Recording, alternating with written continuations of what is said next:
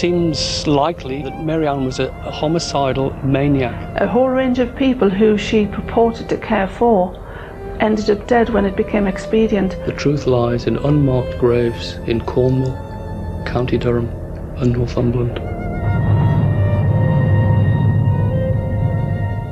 In 1872, the widow Mary Ann Cotton wanted to marry for the 5th time.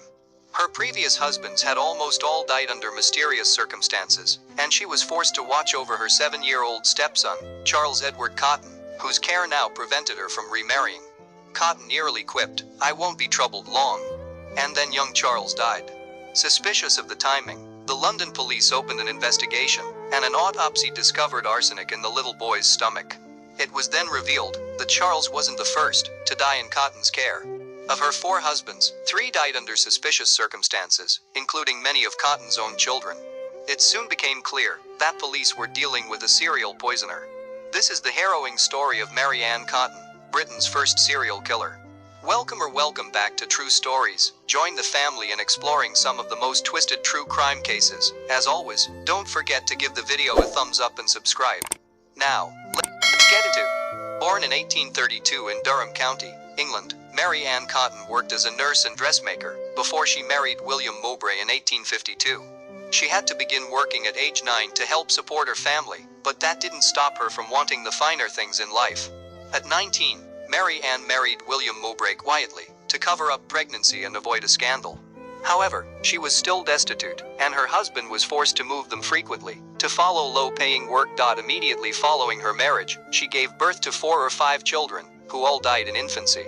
Once the couple settled permanently, she had more children. They reused names they had given their deceased children, implying that Mary Ann saw the children as disposable. Mowbray died in 1865, and while there is no concrete evidence that it was intentional, it was undoubtedly convenient for Mary Ann. She received an insurance payout, moved her remaining 2 children to her old town, and became a nurse.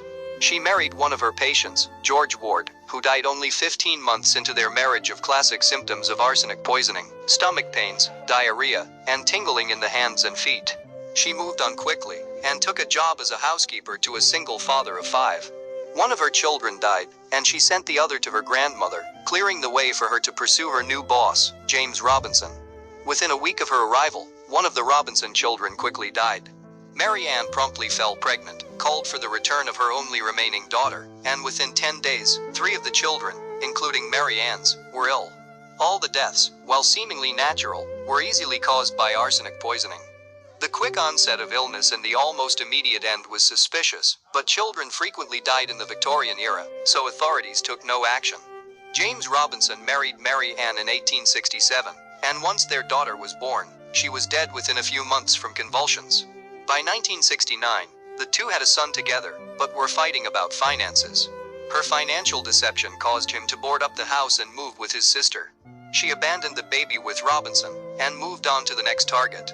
When she was 37 years old, she began to work as a housekeeper for Frederick Cotton, a widower with 2 sons. At the beginning of 1870, Mary Ann started at the Cotton residence, and within the month, Frederick Cotton's sister was dead. Despite still being legally married to Robinson, she married Cotton and promptly took out life insurance on his sons. She had another baby with Cotton and moved to West Auckland. Her timeline had been moving faster and faster. She no longer waited a few years between poisoning and remarriage. Frederick Cotton died soon after they moved. She quickly moved on to a wealthier man, a tax collector named John Quick Manning. Quick Manning was already sick with smallpox when he met the former nurse, and he fell under her thrall. But she didn't so easily fool the community around her. People were distrustful of this woman whose husband died so suddenly. Once she started showing interest in Quick Manning, people only grew more suspicious.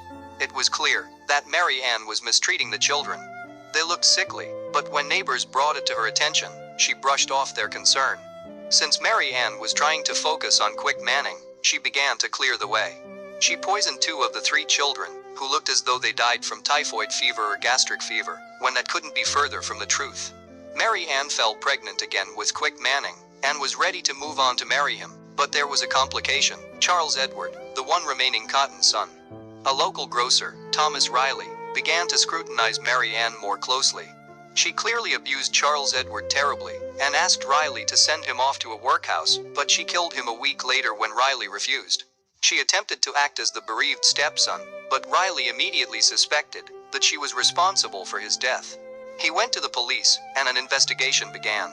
The doctor did a post-mortem, and while the death was ruled natural, the doctor preserved Charles Edward's tissue before burial.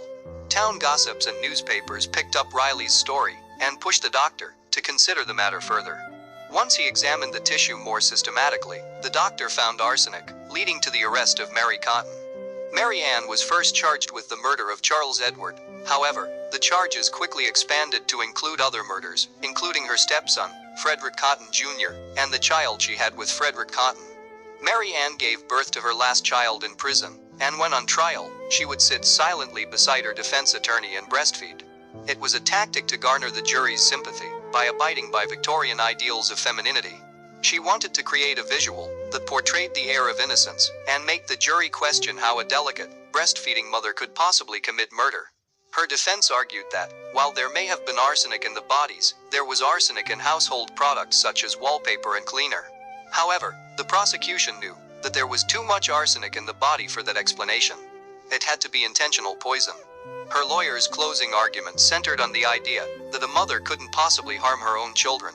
Mary Ann was teary-eyed in court, trying to incite some empathy from the court. The terrible acts that the lawyers described in court were things she had done countless times to her children. In the end, she is believed to have killed 11 of her 13 children. She was ultimately convicted for the murder of Charles Edward and was sentenced to death by hanging. We've come to the end. Don't forget to give the video a thumbs up and subscribe. Till next time.